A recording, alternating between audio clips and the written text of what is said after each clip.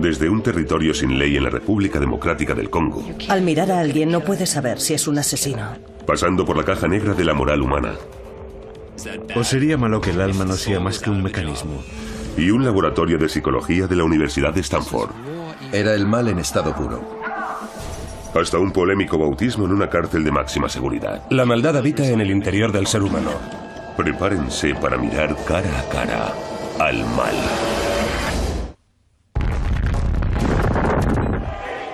La maldad. A ella se le achaca la crueldad más absoluta e inimaginable. Es una oscura fuerza externa a la que todos somos vulnerables y que debemos esforzarnos para reprimir. ¿O está en nuestro interior? ¿Es una mancha en el alma? ¿O una disfunción cerebral? ¿O no es más que una palabra que utilizamos para distanciarnos de un comportamiento genuinamente humano? En mi opinión, uno de los puntos más importantes para entender que el mal existe es que nos demos cuenta de que lo que vemos son sus últimas consecuencias, el resultado definitivo. Vemos la solución final de Hitler, la masacre del Instituto Politécnico de Virginia, pero no el proceso de la maldad.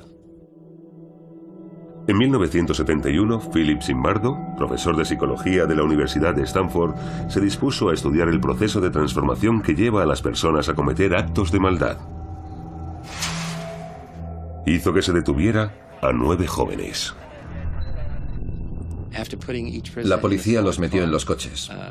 Encendió las luces y las sirenas. Los vecinos salieron a mirar qué estaba pasando y todos se preguntaban qué habrían hecho aquellos chicos para meterse en problemas. Ninguno de ellos había hecho nada malo. Eran chicos normales y sanos. No tenían antecedentes penales, ni de consumo de drogas, ni enfermedades mentales o físicas de ningún tipo. Aquellos chicos se presentaron voluntarios para un estudio del comportamiento. Fueron seleccionados entre 75 personas que respondieron a un anuncio que pusimos en el periódico para hacer un estudio sobre la vida en las cárceles. Y en el sótano del Departamento de Psicología de Stanford, esperando a los presos del experimento, había otros 9 jóvenes voluntarios que iban a actuar como funcionarios de la prisión. Zimbardo y su equipo habían convertido el sótano del Departamento de Psicología en una cárcel. El experimento de la cárcel de Stanford fue uno de los primeros estudios en los que se analizó cómo influye la situación en que nos hallamos en el comportamiento humano. ¿En qué medida somos seres cariñosos, atentos, generosos y altruistas? ¿Y a cuántos de nosotros no nos costaría demasiado acabar siendo asesinos o participando en un genocidio? A quienes participaban como presos se les encerró en celdas de 3 en 3, y como en las cárceles reales, se les facilitaron uniformes y números de identificación para despojarlos de su individualidad. Los guardias llevan uniformes de estilo militar. Los presos no llevan más que unas batas con un número cosido a la espalda. Los números sustituían sus nombres. Iban a ser su nueva identidad. 8612-4157. En poco tiempo no serían más que ese número. El preso número 819 es un mal recluso. Hizo daño a la cárcel y todos pagaremos. Los guardias llevaban gafas de sol. Todo tenía una razón de ser. Las gafas de espejo te desproveen de humanidad. La mayor parte de nuestra humanidad al interactuar con otras personas se transmite a través del contacto visual, del hecho de mirarnos a los ojos. Si pones una barrera, a la gente le resulta más fácil maltratar a los demás. Lo que sucedió en los 5 días siguientes conmocionó a la comunidad científica.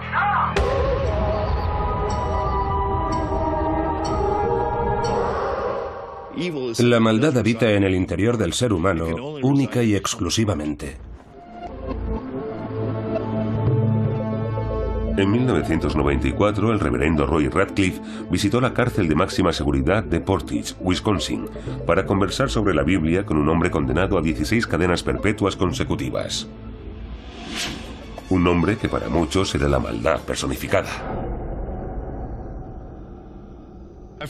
Conocí a Jeffrey Dahmer el 20 de abril de 1994. Ese día se ha quedado grabado en mi memoria.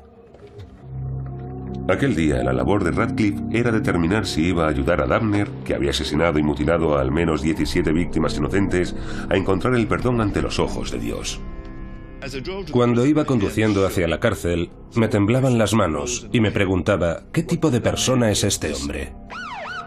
El 22 de julio de 1991, a las 11:30 de la noche, 2 agentes de policía entraban en el piso de Dahmer, guiados por un hombre que había huido despavorido de allí. Jamás habrían podido imaginar lo que se iban a encontrar allí. Una cabeza humana en el frigorífico, otras 3 y un cuerpo decapitado en un congelador pequeño, 2 cráneos humanos en un armario, un recipiente con manos y genitales masculinos y un barril industrial de más de 200 litros con 3 cadáveres sumergidos en ácido. En total, en el piso se encontraron restos de 11 víctimas, cráneos, esqueletos y miembros mutilados.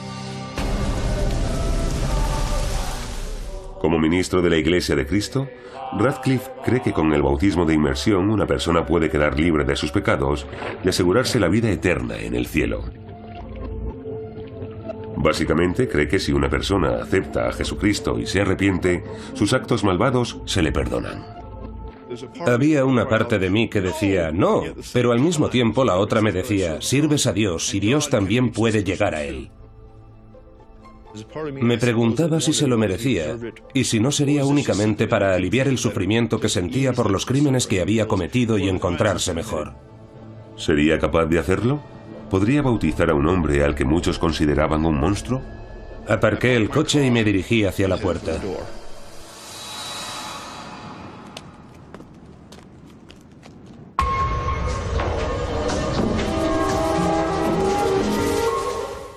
Cuando un huracán destruye un pueblo es algo terrible, pero no pensamos que el huracán sea malvado. ¿Por qué no? Porque el huracán no es un ser consciente. Pensemos en un tigre que mata a un niño en una aldea. El tigre puede ser consciente en cierta medida de lo que está haciendo. Tiene una intención. Puede que piense, voy a ir a por ese niño en lugar de a por ese otro porque parece más tierno. Pero tampoco pensamos que el tigre sea malvado. Así que, ¿qué más tiene que darse para que algo que es malo pase a ser malvado?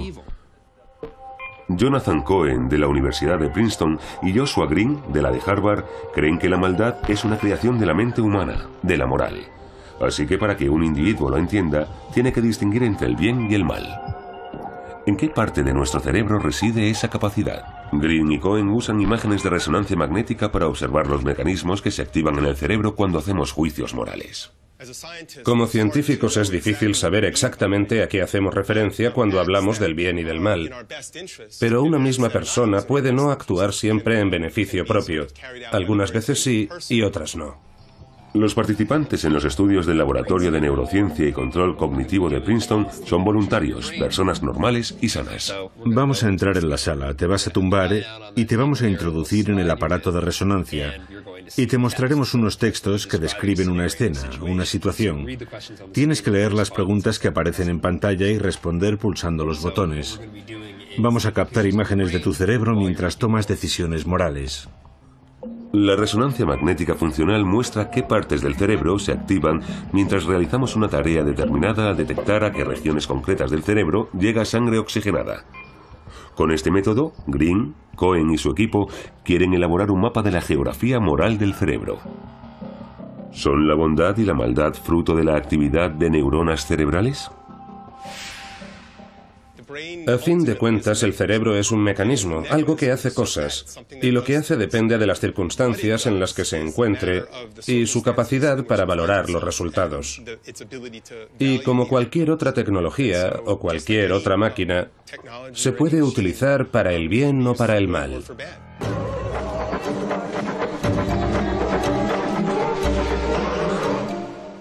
La maldad es hacer que un niño viole a su madre y a continuación matar a su padre delante de él. Eso es un acto de maldad.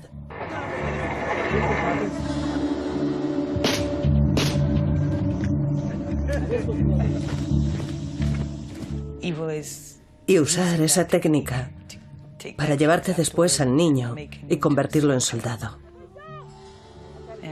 Y construirte una casa de muchísimo dinero que has ganado con la sangre de un montón de gente y que te dé totalmente igual. Aya Snirson es la jefa de la oficina del Programa Mundial de Alimentos de las Naciones Unidas del Este del Congo y supervisa la distribución de 3.000 toneladas, 3 millones de kilos, de ayuda alimentaria de emergencia cada mes.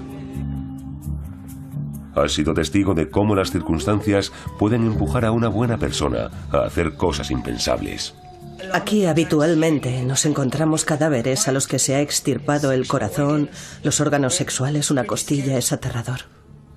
Actualmente la situación es tan peligrosa que Aya debe viajar en un convoy de cascos azules de la ONU.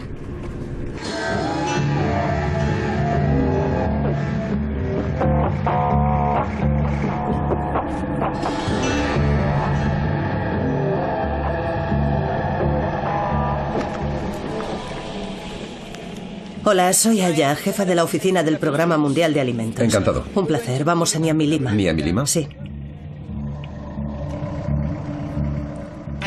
Llevo 10 años viviendo y trabajando en zonas de África en guerra. El Canal 1, ¿verdad? Es un trabajo peligroso. Han asesinado a mucha gente que he conocido.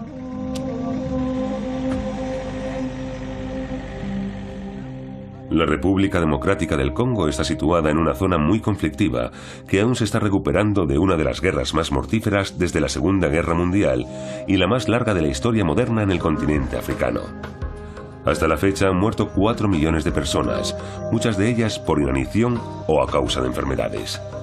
Los ciudadanos de a pie han tomado las armas para sobrevivir y se han vuelto contra sus vecinos. Las violaciones se multiplican. Amnistía Internacional alerta del aumento de la violencia en el este del Congo, que podría desembocar en una matanza étnica.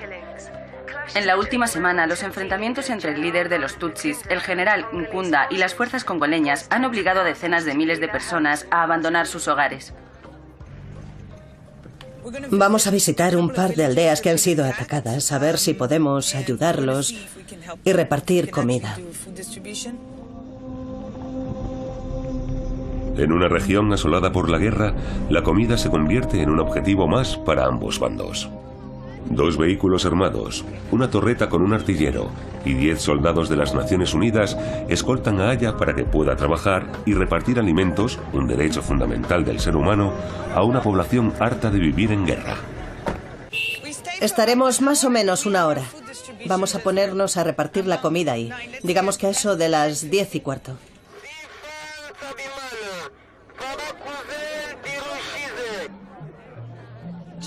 Hola.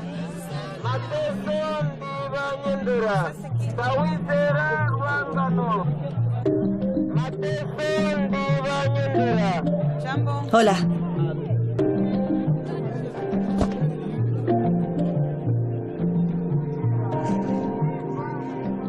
El reparto de comida transcurre como estaba previsto. Pero Aya se entera de que esa noche han asaltado la aldea. Empezaron a disparar y le dieron a un niño en la cabeza que murió al instante. Nosotros salimos corriendo. Muchas gracias. Gracias. Ahora, al este del Congo no hay nadie que mantenga el orden y eso tiene aterrorizada a la población. Hola. Para que Aya pueda hacer su trabajo, tiene que averiguar quién está atacando las aldeas y hablar con ellos para descubrir por qué. En el este del Congo se dan una serie de situaciones, como la pobreza y la guerra, que pueden someter la voluntad individual y crear un caldo de cultivo para que fructifique lo que conocemos como maldad. Preso 819. Preso 819. Para mí, la maldad es el ejercicio de un poder destructor.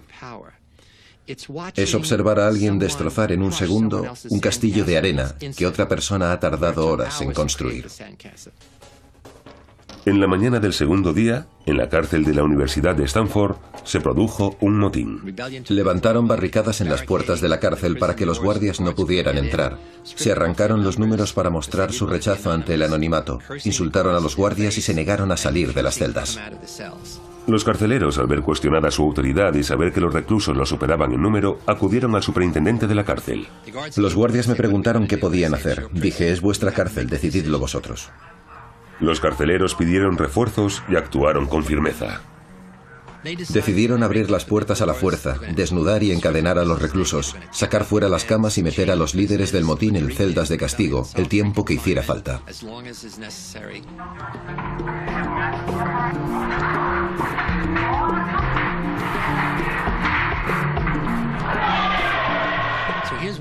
Ese es uno de los guardias, rociando la celda con el chorro helado de dióxido de carbono de un extintor.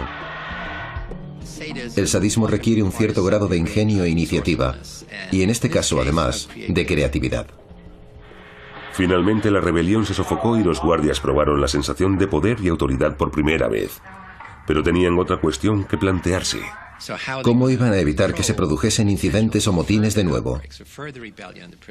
La respuesta era sencilla: acabando con su fortaleza psicológica. Es increíble. Nos han dejado sin ropa. En solo 36 horas, el primer preso, el 8612, se derrumbó y tuvo una crisis nerviosa. Empezó a gritar, a llorar y a actuar de forma irracional. La tortura psicológica funcionó. Había empezado a producirse una transformación asombrosa. Ese fue el punto de inflexión en el que unos chavales que estaban jugando a polis y ladrones empezaron a asumir en serio el papel de carceleros. La maldad es un proceso, es una pendiente resbaladiza, una bola de nieve que va creciendo y que cuando empieza uno no imagina hasta dónde le puede llevar. Por eso tienes que resistirte desde el primer momento.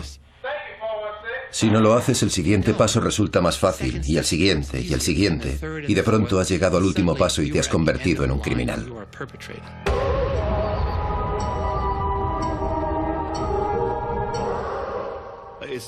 El paso del huracán Katrina, que causó tantas muertes, fue algo terrible. Es horrible que la gente muera cuando se produce un tornado o un terremoto, pero eso no es malo de por sí. ¿Son demasiado grandes los pecados de Dahmer para ofrecerle la redención? ¿Puede el dios de Radcliffe perdonar la interminable lista de pecados de este hombre? El guardia me dijo que esperase allí. Me senté y esperé. Estaba tan nervioso que no podía ni leer la Biblia. Unos 7 u 8 minutos después, ahí estaba, Jeffrey Dahmer. Los seres malvados no tienen cuernos. Había hecho cosas horribles, pero parecía una persona normal y corriente. Me dijo, quiero que me bautice. Conocía los pasajes de la Biblia sobre el tema y entendía el propósito y la función del bautismo. Quería expiar los pecados de su vida y creía en Jesucristo. Me dijo, tenía miedo de que me dijera que no podía bautizarme porque mis pecados eran demasiado graves. A medida que Radcliffe conversaba con Dahmer, empezó a sorprenderse con lo que sentía. Durante la conversación nos miramos a los ojos y hablamos con franqueza, y empecé a encontrar cosas de él que me causaban admiración, como su forma de valorar la verdad y su deseo de comprender a Dios y parecerse a Él cada vez más. Es cierto que mi fe me exige no juzgar a la gente según un determinado estereotipo y entender que la gente puede cambiar y que de hecho cambia. Tomé la decisión enseguida. Se fijó una fecha, el 10 de mayo de 1994. Preso 819. Preso 819. Al cuarto día, la transformación que había empezado a producirse en los guardias tras haber sofocado la rebelión de los presos seguía avanzando.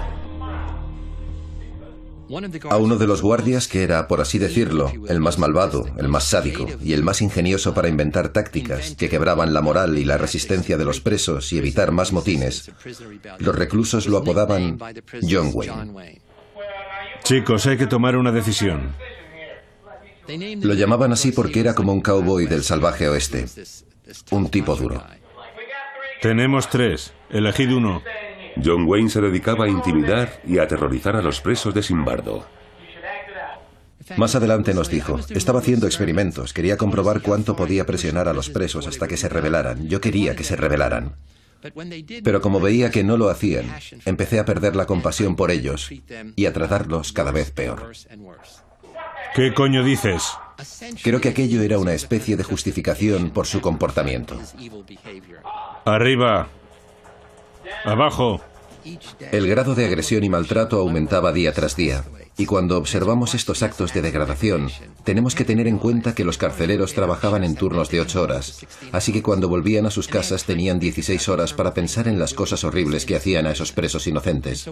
Suponíamos que cuando volvieran se sentirían culpables o avergonzados y relajarían el trato que les dispensaban, pero fue todo lo contrario. Quiero que os acerquéis uno por uno y le deis una patada. El sadismo de John Wayne y del resto de los carceleros empezó a adquirir tintes sexuales. El siguiente escalafón fue decirles, vale, la mitad sois camellos hembra y la otra mitad machos. Colocaos detrás de ellos y montadlos. Los guardias empezaron a reír.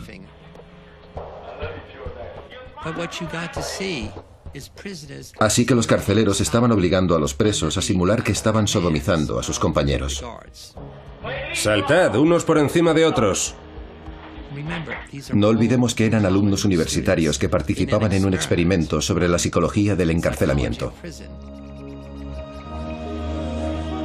Estos jóvenes sanos y normales, seleccionados para el experimento, tenían un comportamiento cada vez más irreconocible y disfrutaban cada vez más con las sádicas prácticas con las que humillaban a los presos, a los que les habían hundido física y moralmente. Cuando vi que empezaban a aumentar las humillaciones sexuales, me di cuenta de que los guardias se habían metido demasiado en el papel. Empezaban a surgir todos los tipos de comportamiento sádico, muy similares a los que había observado en los reservistas del ejército estadounidense de la cárcel de Abu Ghraib. En 2004 aparecieron informes en los que se hablaba del maltrato a los prisioneros de la cárcel de Abu Ghraib en Irak. Se acusaba a los soldados y agentes de los servicios de inteligencia estadounidenses de haber torturado a los presos. Antes de bajar a aquellos calabozos eran buenos soldados, unos chicos normales y sanos. Les pones en esa situación y todos los que formaban parte de aquel turno de noche en el módulo 1A participaron en las atroces torturas a los prisioneros. Entre las humillaciones y torturas había prácticas sádicas de todo tipo e intentos de homicidio. Si los sacamos de ahí, no siguen haciendo barbaridades, estén o no en la cárcel. Vuelven a ser quienes eran. ¿Qué coño dices? Si las teorías de Zimbardo son correctas, en la situación adecuada cualquiera de nosotros sería capaz de hacer cosas terribles.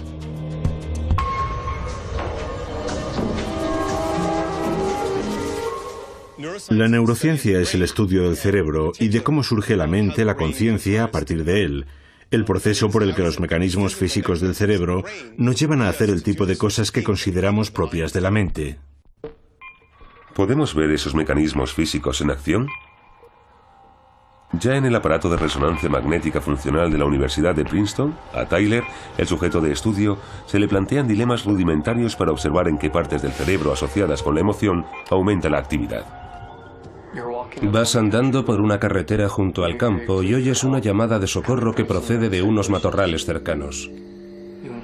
Te encuentras a una mujer cubierta de sangre. Te dice que la han asaltado mientras caminaba por el campo y te pide que la lleves a un hospital. Tu primera intención es ayudarla porque es probable que muera si no recibe atención médica enseguida.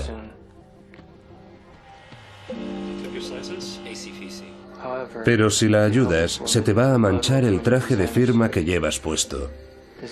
¿Te parece apropiado dejar a esa mujer en la cuneta?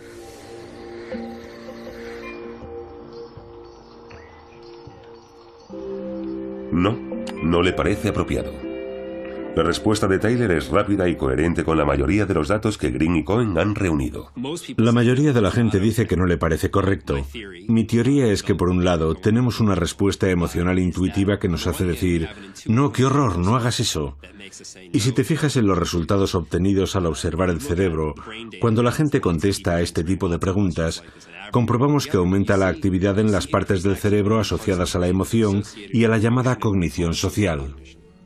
Los estudios de Green y Cohen sugieren que si la mujer fuese alguien sin rostro al otro lado del mundo, que se estuviera muriendo, en el Congo por ejemplo, a Tyler le hubiera parecido bien dejarla en la cuneta. Pero como la tiene justo delante, se activa una respuesta emocional intuitiva que le hace ayudarla y le refrena de cometer un acto que la mayoría calificaría de malvado. Pero ¿qué ocurre en el cerebro cuando el dilema moral no es tan trivial como elegir entre mancharse el traje y ayudar a una desconocida moribunda?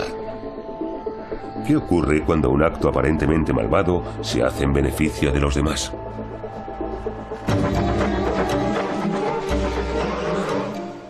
Cuando matan a alguien en una aldea, no se inicia ningún tipo de investigación. Aquí no hay un CSI Congo ni nada de ley y orden. El coordinador de socorro de emergencia de las Naciones Unidas, John Holmes, ha informado al Consejo de Seguridad de la ONU de que lo más grave de la situación en el Congo es que ha provocado el desplazamiento de unos 300.000 civiles. Nos dirigimos a un campamento de desplazados internos en el que viven unas 3.000 personas que están en una situación desesperada. Dependen por completo de los alimentos que les suministramos nosotros. No tienen nada y lo están pasando fatal.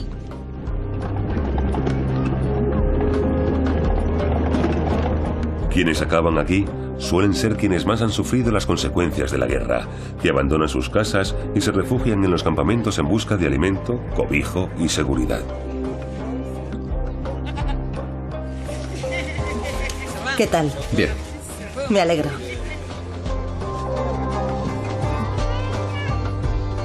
Muchas de las mujeres del campamento de Nyongera han sido víctimas de violaciones. Aquí los alimentos y la atención médica escasean. Aya y sus compañeros charlan con los refugiados para calibrar la magnitud del conflicto y sus consecuencias. Hola. Hola. ¿Por qué está aquí? Pregunta por qué está usted aquí. ¿Nos puede decir de qué pueblo es y de qué huía? Huíamos porque nos asaltaban en nuestras propias casas y se lo llevaban todo. Te desnudaban y si te tocaba la mala suerte, te violaban delante de tu marido. Si tienes una niña de 14 o 15 años, la violan delante de su padre. Al ver eso, nos escondimos en el bosque, aunque llovía y teníamos que dormir a la intemperie, con los niños temblando aterrorizados. Nos daba miedo estar en el bosque y haber visto cómo violaban a las niñas delante de nosotros, así que nos fuimos. Durante la invasión, decapitaron al jefe de policía y el resto huyó.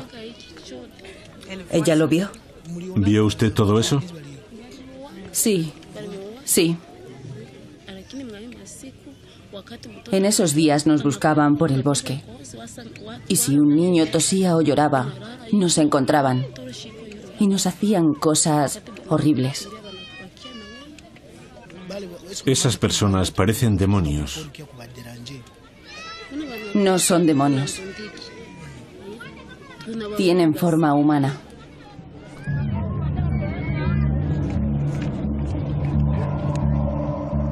Este conflicto, que está arraigado en el tribalismo y las disputas fronterizas, nos ha hecho ser testigos de las mayores atrocidades imaginables.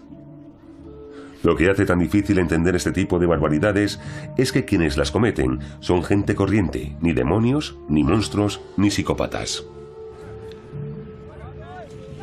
Esta gente no puede volver a su casa.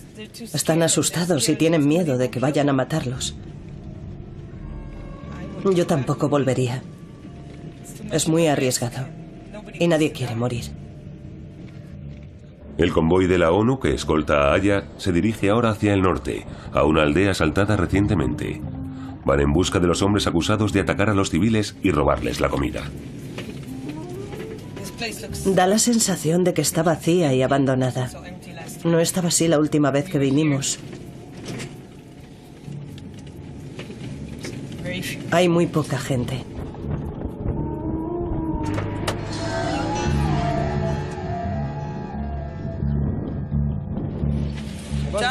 Hola.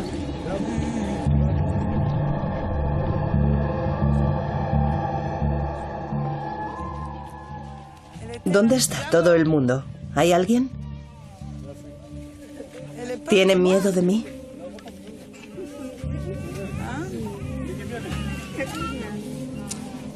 Hola. Aquí pasa algo raro, está muy vacía. Aya encuentra a los habitantes que quedan. y los reúne en el centro de la aldea para hablar con ellos. A ver, ¿alguien me podría contar lo que ocurrió la semana pasada? ¿Hubo algún ataque? Aquí hay disparos todos los días. Vale, voy a hablar con este hombre. ¿Quiénes están disparando y asaltando la aldea? Solo dice que hay gente armada. Creo que tiene miedo de decirnos quiénes son. Esta gente necesita ayuda, pero hay que hacerlo como hay que hacerlo. Aya no puede distribuir comida aquí, porque no quiere poner a la aldea en peligro. Aquí no hay ningún tipo de autoridad. Sin los cascos azules hay que confiar en la buena voluntad de las personas. Decide suspender el reparto de comida. De camino al convoy, Aya se cruza con una cara conocida. Son de la Brigada Bravo, de la sección... La Brigada Bravo es una división de la Brigada Mixta formada por fuerzas rebeldes repatriadas por el ejército congoleño mediante un frágil tratado para que los ayuden a mantener la paz en la región. ¿Podemos ir a hablar con ellos?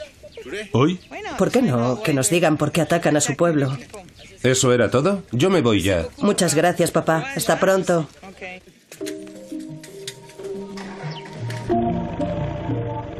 El convoy de Aya avanza hacia el norte. Se dirigen al campamento base de la Brigada Bravo para intentar hablar con ellos cara a cara. Preso 819. Preso 819. Con el experimento de la cárcel de Stanford, Zimbardo quería observar cómo afecta el entorno situacional en el comportamiento humano. Pero en la recta final, una de las observaciones más escalofriantes que hizo tuvo que ver consigo mismo. En la noche del cuarto día, los presos podían recibir visitas. Los presos que tenían familiares o amigos en el vecindario podían invitarlos a venir. Y es una de las pocas veces en que yo intervine en el experimento. Ahí estoy, entrando para vigilar la sala de visitas. Cuando vi la grabación, me sorprendí por la postura que adopté, por el lenguaje no verbal. Al salir del patio, llevaba las manos agarradas detrás de la espalda. Es la postura que adoptan las figuras de autoridad. Cuando un militar o un político pasa revista a las tropas. Cuando lo vi, me di cuenta de que me había convertido en el superintendente del experimento de la cárcel de Stanford. Zimbardo se había convertido en un participante de su propio experimento. Esa mera observación debería haberle hecho pensar en dar por concluido el experimento, pero no lo hizo. Dejó que continuase. Hubo que esperar al quinto día en el que Zimbardo invitó a unos colegas de profesión a hacer una visita para que se diera cuenta de la magnitud de lo que estaba ocurriendo. Una de las personas que vino era una antigua alumna mía, Christina Maslach, que trabajaba como profesora adjunta en Berkeley. Se quedó atónita al ver lo que pasaba allí. Los presos llevaban bolsas en la cabeza o iban con los ojos vendados, encadenados, los guardias gritándoles y haciéndoles caminar como zombies con los brazos en alto, diciéndoles obscenidades. Y yo le dije, mira, Chris, es la naturaleza humana en estado puro, el comportamiento humano en acción. Nadie ha visto nunca algo así. Y ella me contestó, basta, es horrible lo que les estás haciendo a estos chicos. Tú eres el responsable de esto. Así que tuve que hacer un ejercicio de introspección para analizar cuánto me había cambiado aquella situación, cómo había distorsionado mi percepción de la realidad. El 20 de agosto de 1971, tras 5 días de maltratos a los presos por parte de los carceleros de Zimbardo, el experimento de la cárcel de Stanford se dio por concluido, una semana antes de lo previsto. Eran buenas personas dominadas por el poder de la situación, hasta un extremo inimaginable. Y yo permití que siguiera adelante, porque había dejado de ser un investigador para pasar a ser el superintendente de la cárcel de Stanford. Y como consecuencia había perdido la perspectiva ética, la perspectiva de preocuparme por los sujetos. Eso es algo que me pesa. Un sentimiento de culpa con el que he tenido que vivir desde entonces. Hoy, 36 años después de la experiencia de la cárcel de Stanford, Zimbardo sigue teniendo que hacer frente a todo el horror que salió a la superficie con la excusa de un experimento científico. Un escalofriante ejemplo de esta maldad fruto del entorno situacional teorizada por Zimbardo hizo que se le llamara como testigo de la defensa en calidad de experto para declarar en el Consejo de Guerra en el que se juzgó a uno de los oficiales estadounidenses por los actos cometidos en la cárcel de Abu Ghraib. Hay que preguntarse cuál es el sistema que subyace y genera, perpetra y mantiene este tipo de maldad.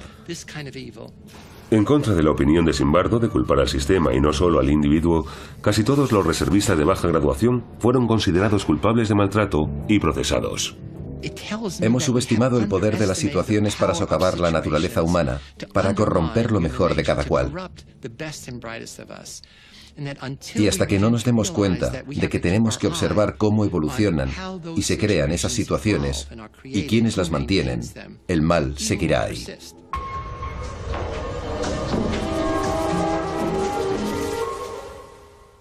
Una de las ventajas de contar con las técnicas de imagen cerebral es que podemos observar qué partes del cerebro intervienen en los distintos momentos y cuáles se activan en función de los distintos tipos de decisiones que tomemos. En el Laboratorio de Neurociencia y Control Cognitivo de Princeton, Jonathan Cohen y Joshua Green trabajan para aislar la mecánica de los juicios morales, nuestro sentido del bien y del mal, trazando los patrones de los procesos neurológicos. La toma de decisiones morales no es un único proceso, son dos procesos muy distintos que en ocasiones rivalizan. Dentro tendrás un espejo a la altura de la vista. Heather, otro de los sujetos del estudio, se va a enfrentar al segundo dilema, diseñando para contraponer dos fuerzas opuestas en su cerebro.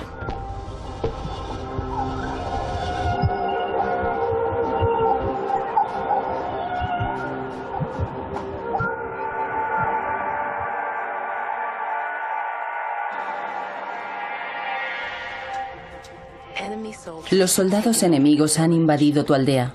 Tienen órdenes de matar a todos los civiles. Te has escondido en una casa junto con otros habitantes de la aldea. Desde fuera llegan las voces de los soldados que están saqueando las casas en busca de objetos de valor. Tu hija empieza a llorar. Y le tapas la boca para que no la oigan. Si quitas la mano, el llanto va a llamar la atención de los soldados, que entrarían y os matarían a ti y a tu hija, y a todos los que están escondidos allí con vosotras.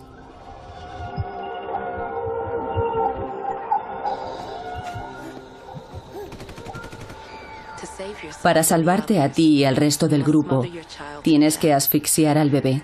¿Te parece apropiado asfixiar a tu hija para salvarte y salvar a los demás? Algunas personas responden que sí y otras que no. ¿Mataría Heather a su hija para salvar al grupo? ¿Qué batalla está teniendo lugar en su cerebro? Un cerebro sano y normal.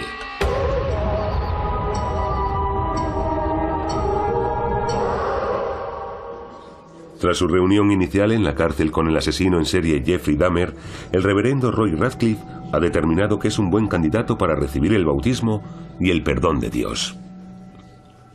El bautismo significa morir al pecado y renacer a una vida nueva. Todos los pecados son malos a ojos de Dios. Ningún pecado es tan malo como para que la sangre de Cristo no lo pueda lavar.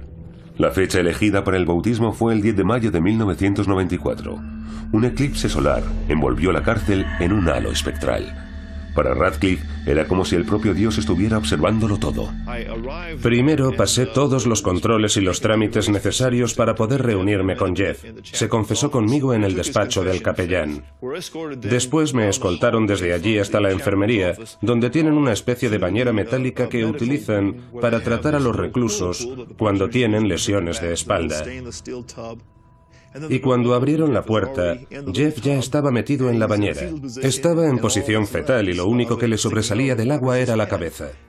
Me estaba mirando, me dirigí hacia él, le coloqué las manos sobre la cabeza y dije: yo te bautizo en el nombre del Padre, el Hijo y el Espíritu Santo, para que tus pecados sean perdonados, y le sumergí la cabeza. Cuando la sacó le dije: bienvenido a la familia de Dios, y me contestó: gracias. Fue una ceremonia muy tranquila y silenciosa, pero muy hermosa a la vez. No hubo cánticos celestiales ni nada por el estilo, pero sí un silencio que tenía algo de sagrado, algo muy bonito que recordar. Creo que el bautismo de Jeffrey Dahmer es el triunfo del bien sobre el mal, especialmente en su caso. Cuando Radcliffe salió de la cárcel, No podía imaginar cómo iba a afectar a su vida este acto de fe y perdón. Sigo viviendo bajo la sombra de los actos malvados de Jeff. Era un día oscuro y esa oscuridad me ha seguido de alguna manera también en mis experiencias con Jeffrey Dahmer.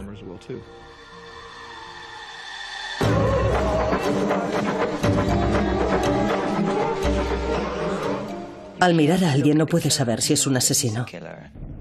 Aya Sneerson, responsable del Programa Mundial de Alimentos en el Congo, se dirige al norte del país, al campamento base de la brigada. Su intención es entrevistarse con el comandante regional, que está a las órdenes del general Nkunda, acusado de numerosos crímenes de guerra. Aya trata de averiguar si son sus tropas las que están aterrorizando y obligando a la población a abandonar sus hogares. ¿Y por qué? En un estado de corrupción generalizada, donde los derechos humanos se pisotean de forma descontrolada y la administración de justicia brilla por su ausencia, es raro que nadie cuestione a los estamentos militares.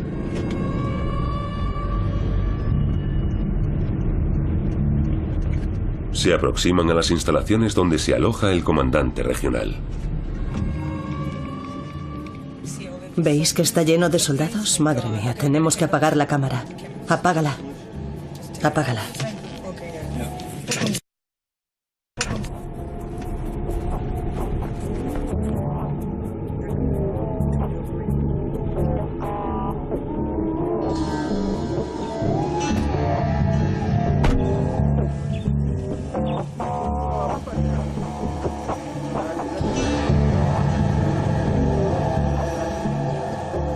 Aya entra en el despacho del comandante.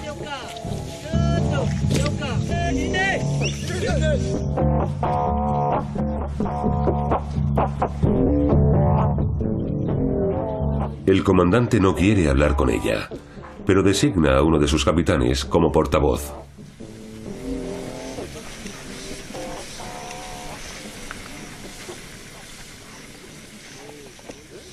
¿Me puede decir su nombre y rango? Me llamo Johnny Money. Estoy a cargo de la disciplina de esta brigada. Me gustaría saber si me podría explicar por qué hay tantos desplazados en esta región. Hemos trasladado a la población como medida de precaución. Somos militares.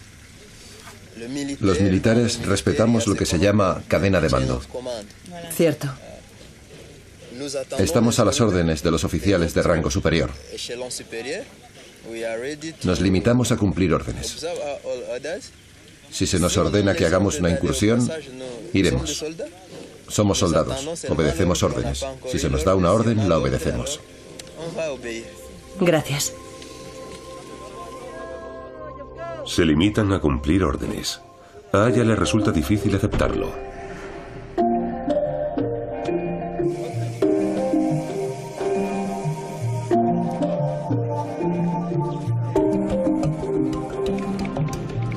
Era encantador. ¿Has visto cómo sonreía?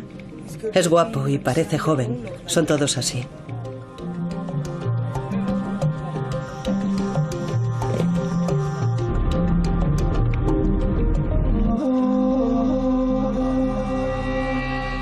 Tres días después de que nuestro equipo visitara el campamento base de la brigada, se descubrieron 3 fosas comunes.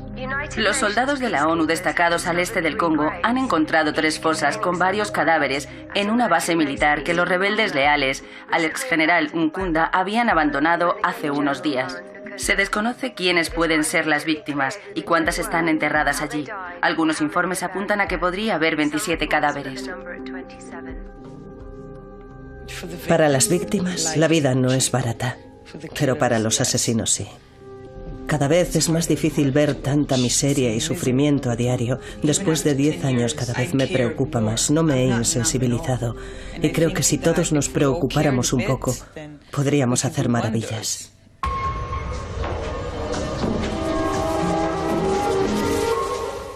¿De dónde procede nuestro sentido del bien y del mal?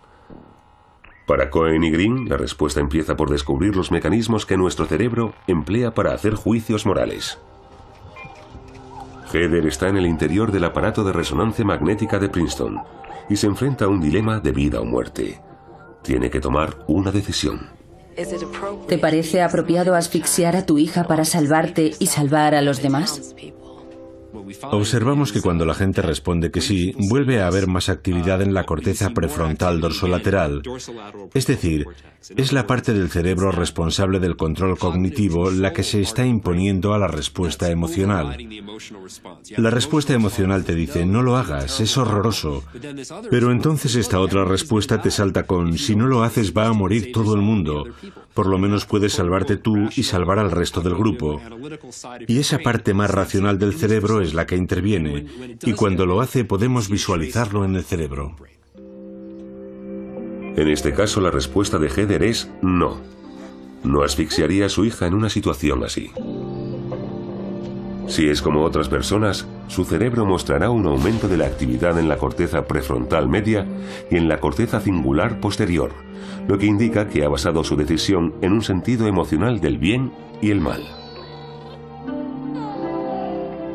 La cuestión que se plantea es, ¿qué utilidad puede tener conocer la maquinaria que se activa para tomar decisiones morales más allá de la investigación científica? ¿Qué ocurriría si al observar el cerebro nos damos cuenta de que el comportamiento humano no es más que el producto de la actividad de neuronas cerebrales comunicándose entre sí y controlando la actividad de los músculos, y que eso es lo único que explica nuestro comportamiento? ¿Y eso sería bueno o sería malo que el alma no sea más que un mecanismo? Algunos pensarían que es horrible, que lo peor que podemos descubrir es que no tenemos alma. O podría ser algo maravilloso. La creencia de que tenemos alma también puede hacer mucho daño. Uno de los ejemplos más radicales son los atentados del 9 de septiembre. Los terroristas que secuestraron aquellos aviones creían que sus cuerpos iban a morir, pero que sus almas se iban a salvar y a disfrutar de la vida eterna. ¿Lo habrían hecho si no hubieran creído que ellos y sus almas estaban al servicio de un fin más elevado? El trabajo de Green y Cohen está en su etapa inicial, pero los primeros resultados apuntan a un futuro en el que la ciencia puede confrontar nuestra noción del mal con la razón en un laboratorio de neurociencia, lejos de la acalorada retórica de la religión y la política. ¿Me oyes, Heather?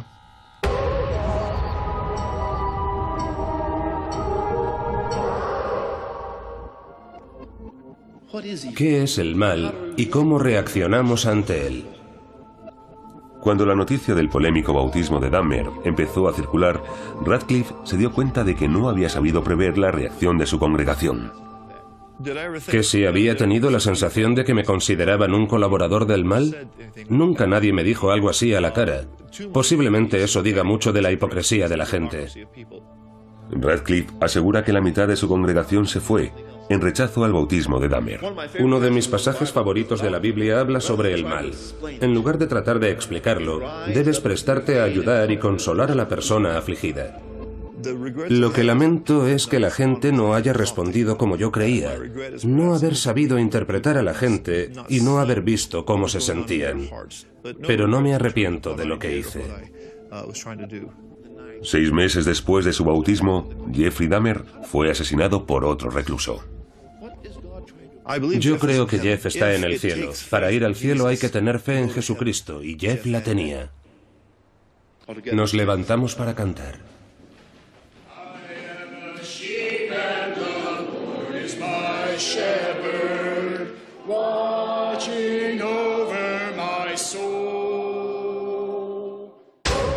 Preso 819, preso 819. Lo que digo es que la mente humana tiene una capacidad infinita para hacernos ser personas amables o crueles, atentas o indiferentes, egoístas o generosas, y para convertir a algunos de nosotros en los malos y a otros en los buenos. Y eso es lo maravilloso de la mente humana. Simbardo cree que cualquier persona es capaz de ser infinitamente cruel, pero que somos igual de capaces de ser enormemente bondadosos. Mientras intentamos entender qué es lo que lleva a las personas a cometer actos de maldad, lo realmente importante es que no nos limitemos a poner a la naturaleza humana frente al espejo, sino también a nosotros mismos.